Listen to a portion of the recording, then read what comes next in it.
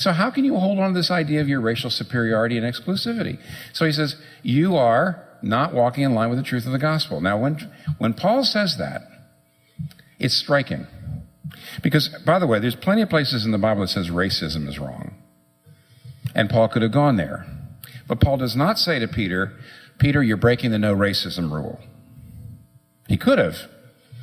He doesn't say, Peter, just stop being a racist. Though, of course, he does want Peter to stop being a racist. But instead he says, you're not walking in line with the gospel. And I want you to know that the implications of what Paul does here, there's two major implications that were a paradigm shift for me, and I hope they'll be a paradigm shift for you. They prove both the incredible breadth and incredible depth of the gospel. First is the incredible breadth. What do I mean by the breadth? Well, first of all, notice that he says, you're not walking in line with the truth of the gospel. Many people think that the gospel is basically baby stuff. Yeah, the gospel, you say.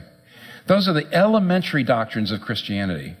Yeah, Jesus died for your sins, you have to believe in him. Okay, got it. So who's the gospel for? Well, the gospel's for non-Christians who want to become Christians, sure. And the gospel may be for new Christians who don't know the basics. But not us seasoned, mature Christians. We know the basics. And come on, Jesus died for your sins, believe in him. Okay, got that. I got it down. Let's go on to something else. Let's go into more to meat.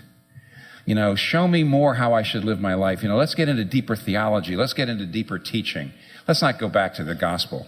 But look, let's get something more advanced, right? But look, here's Paul talking to Peter. Peter's an apostle. That's pretty advanced. I don't think anybody in this room will ever make it to that rank.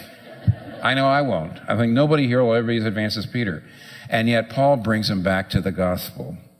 And here's what he's saying. Peter, there are implications to the gospel for every area of life, and you are not thinking out the implications of the gospel for your attitude toward people of other races. Wow. That means the gospel is not just the baby steps. It's not just something that you learn and then you move on to something else.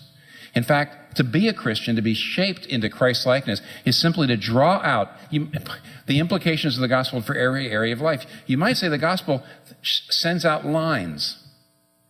You're not walking in line. The gospel, the implications of the gospel.